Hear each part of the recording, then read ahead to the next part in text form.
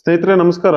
ಇದು Kolar digital news ಕಡೆಯಿಂದ ಇವತ್ತು ಮಾಧ್ಯಮಗಳಲ್ಲಿ ಬರ್ತಾ ಇದೆ, ಧರ್ಮಸ್ಥಳ ಕೇಸ್ಗೆ ಬಿಗ್ ಟ್ವಿಸ್ಟ್ ಅಂತ ಹೇಳ್ಬಿಟ್ಟು ಅವ್ರಿಗೆ ಏನು ಇದರಲ್ಲಿ ಧರ್ಮಸ್ಥಳದ ಕೇಸಲ್ಲಿ ಭಾಗಿಯಾಗಿದ್ರು ಅವ್ರಿಗೆ ನೋಟಿಸ್ ಕೊಟ್ಟಿದೆ.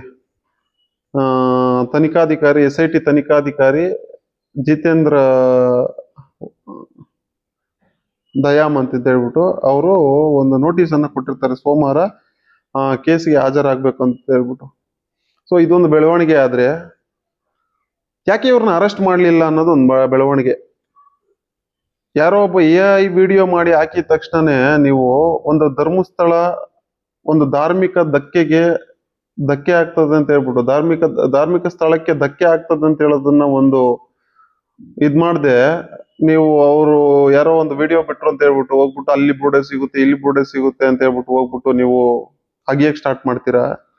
ಅದರ ಹಿಂದೆ ಎಷ್ಟು ಅಂದ್ರೆ ಒಂದು ದೈತ್ಯವಾಗಿ ಬೆಳೆದಿರತಕ್ಕಂತ ಒಂದು ಧರ್ಮಸ್ಥಳ ಅನ್ನೋದೇನು ಒಂದು ಧರ್ಮದ್ದು ಒಂದು ಇದಿದೆಯೋ ಅದಕ್ಕೆ ಒಂದು ಧಕ್ಕೆ ಆಗ್ತದೆ ಅಂತ ಹೇಳಿ ನೀವು ಯೋಚನೆ ಮಾಡ್ಲಿಲ್ಲ. ಈಗ ಅವ್ರಿಗೆ ನೋಟಿಸ್ ಕೊಡ್ಬೇಕು ಇವ್ರಿಗೆ ನೋಟಿಸ್ ಕೊಡ್ಬೇಕು ಅಂತ ಹೇಳ್ಬಿಟ್ಟು ಇನ್ನು ಆ ನೋಟಿಸ್ ಕೊಡೋದ್ರಲ್ಲೇ ಇದ್ದೀರಾ. ನಿಮಗ್ ಗೊತ್ತದು ಅದ್ರಲ್ಲಿ ಏನು ಇಲ್ಲ ಅಂತ ಹೇಳ್ಬಿಟ್ಟು. ಆದ್ರೆ ರಾಜ್ಯದಲ್ಲಿ ಏನು ಅಭಿವೃದ್ಧಿ ಇಲ್ಲ ಅಂತ ಹೇಳ್ಬಿಟ್ಟು ನೀವು ಸುಮ್ನೆ ಧರ್ಮಸ್ಥಳ ಕೇಸ್ ಒಂದು ಎತ್ಕೊಂಡು ಒಂದು ಧಾರ್ಮಿಕ ಸ್ಥಳಕ್ಕೆ ಧಕ್ಕೆ ಉಂಟು ಮಾಡಿದ್ದೀರಾ ನೀವು. ಇವತ್ತು ಸುಮ್ಮನೆ ಏನೋ ಒಂದು ನೆಪ ಒಡ್ಕೊಂಡು ಅವ್ರಿಗೊಂದು ನೋಟಿಸ್ ಅನ್ನ ಕೊಟ್ಟಿರ್ತೀರ. ಇದಕ್ಕೆ ಯಾವಾಗ್ಲೂ ಇದಕ್ಕೊಂದು ಇದು ಆಡ್ಬೋದಾಗಿತ್ತು, ಅವ್ರನ್ನ ಅರೆಸ್ಟ್ ಮಾಡ್ಬೋದಾಗಿತ್ತು. ಬಟ್ ಇದು ಎಲ್ಲರಿಗೂ ಗೊತ್ತಿದೆ ಇದರಲ್ಲಿ ಇವ್ರ ಪಾತ್ರ ಹೆಚ್ಚಿದೆ ಅಂತ ಹೇಳ್ಬಿಟ್ಟು.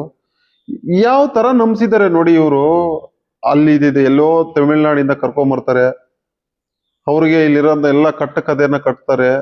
ಅದಕ್ಕೆಲ್ಲ ನಮ್ಮ ಸರ್ಕಾರ ಆಗ್ಬೋದು, ನಮ್ಮ ಈ ಇಂಟೆಲಿಜೆನ್ಸ್ ಆಗ್ಬೋದು, ಇದೆಲ್ಲ ಅದನ್ನ ಏನೋ ಒಂದು ತನಿಖೆ ಮಾಡ್ದೇನೆ ಅವ್ರು ಇಲ್ಲಿದೆ ನಿಜ ಇಲ್ಲಿ ಇರ್ಬೋದು ಅಂತ ಹೇಳ್ಬಿಟ್ಟು ಹೋಗಿ ನೀವು ಇಲ್ಲಿ ಬುರುಡೆ ಇದೆ ಅಂತ ಹೇಳಿ ಸ್ಟಾರ್ಟ್ ಮಾಡ್ತೀರಾ. ಇಲ್ಲಿ ಬಂದಂತ ವ್ಯಕ್ತಿಗಳು ಯಾರೋ ಗಿರೀಶ್ ಮಟ್ಟಣ್ಣರ್ ಆಗ್ಬೋದು, ಮಹೇಶ್ ತಿಮ್ರೋಡಿ ಆಗ್ಬೋದು, ಆಮೇಲೆ ಅವ್ರ ಮಾವ ಯಾರೋ ಒಬ್ರು ಇದಾರಲ್ಲ ಅವ್ರಾಗ್ಬೋದು, ಇವರೆಲ್ಲ ಸೌಜನ್ಯಾಗ ನ್ಯಾಯ ಕೊಡಿಸ್ಬೇಕಂತ ಯಾರು ಬರ್ಲಿಲ್ಲ. ಧರ್ಮಸ್ಥಳದ ಬಗ್ಗೆ ಏನೋ ಒಂದು ಷಡ್ಯಂತ್ರ ಮಾಡ್ಬೇಕಂತ ಬಂದಂತ ವ್ಯಕ್ತಿಗಳೇ ಹೊರತು ಸೌಜನ್ಯಾಗ ನ್ಯಾಯ ಕೊಡಿಸ್ಬೇಕಂತ ಯಾರು ಬರ್ಲಿಲ್ಲ. ಆದ್ರೆ ಅದನ್ನೇ ಮುಂದಿಟ್ಕೊಂಡು ನಮ್ಮ ಸರ್ಕಾರಗಳು ಒಂದು ತಿಂಗಳು ಸರ್ಕಾರದ ದುಡ್ಡನ್ನು ಖರ್ಚು ಮಾಡಿ ತನಿಖಾಧಿಕಾರಿಗಳದ ಒಂದು ದಿಕ್ಕನ್ನ ತಪ್ಪಿಸಿ ಈ ತರ ಎಲ್ಲ ಮಾಡಕ್ ಹೊರಟಿದ್ದೀರಾ. ರಾಜ್ಯದ ಜನತೆ ಏನ್ ನಿಮ್ಮನ್ನ ನೋಡ್ಕೊಂಡು ಸುಮ್ಮನೆ ಇದಾರ ಅನ್ಕೊಂಡಿದ್ದೀರಾ? ಮುಂದಿನ ದಿನಗಳಲ್ಲಿ ನಿಮಗೆ ಪಾಠ ಕಲಿಸೋದು ದೂರ ಇಲ್ಲ. ಆದ್ರೆ ಒಂದ್ ಮಾತು ಹೇಳ್ತೀನಿ ಕೇಳಿ, ನೀವು ಅಭಿವೃದ್ಧಿ ಹೆಸರಲ್ಲಿ ಏನ್ ಬೇಕಾದ್ರೂ ಮಾಡಿ, ಸುಮ್ನೆ ಅಭಿವೃದ್ಧಿನ ಒಂದ್ ಸೈಡ್ ಬದಿಗೆ ಇಟ್ಬಿಟ್ಟು ಏನು ನೀವು ಮಾಡಕ್ ಆಗದೆ ಯಾವ್ದೋ ಒಂದು ಕ್ಷೇತ್ರದ್ದು ಒಂದು ಧರ್ಮದ್ದು ಒಂದು ಇದನ್ನ ಹೇಳ್ಕೊಂಡ್ ಬಂದಿದ್ದೀರಲ್ಲ, ನಿಮ್ಗೆ ಏನ್ ಹೇಳ್ಬೇಕು ಗೊತ್ತಿಲ್ಲ. ರಾಜ್ಯದ ಜನತೆ ಮುಂದಿನ ದಿನಗಳಲ್ಲಿ ನಿಮಗೆ ಸಮೀರ್ ಅನ್ನೋ ಒಂದು ಯೂಟ್ಯೂಬರ್ ಒಂದು AI ವಿಡಿಯೋ ಮಾಡ್ತಾರೆ. ಆ AI ವಿಡಿಯೋನ ಲೈಕ್ ಮಾಡೋದಿಕ್ಕೆ, ಶೇರ್ ಮಾಡೋದಿಕ್ಕೆ, ಮತ್ತೆ ವ್ಯೂಸ್ ಬರೋದಿಕ್ಕೆ ಒಂದು ಟೀಮ್ ರೆಡಿ ಮಾಡಿರ್ತಾರೆ. ಸೊ ಅದ್ರ ಬಗ್ಗೆ ನೀವು ತನಿಖೆ ಮಾಡಲ್ಲ. ಇವರು ಏನೋ ಒಂದು ವಿಡಿಯೋ ಬಿಟ್ರು ಅಂತ ಹೇಳ್ಬಿಟ್ಟು ಧರ್ಮಸ್ಥಳ ಏನು ಇಲ್ಲದೆ ಇರುವಂತ ಧರ್ಮಸ್ಥಳದ ಬಗ್ಗೆ ನೀವು ಎಲ್ಲ ಸಲ್ಲದ ಷಡ್ಯಂತ್ರ ಮಾಡಕ್ ಹೊರಟಿದ್ರಿ. ಇವತ್ತು ಅವ್ರಿಗೆ ನೋಟಿಸ್ ಕೊಡ್ತೀರಾ, SITಗೆ ಹಾಜರಾಗಬೇಕು ಸೋಮವಾರ ದಿವಸ 4 ಜನ ಅಂತ ಹೇಳ್ಬಿಟ್ಟು ನೋಟಿಸ್ ಕೊಡ್ತೀರಾ.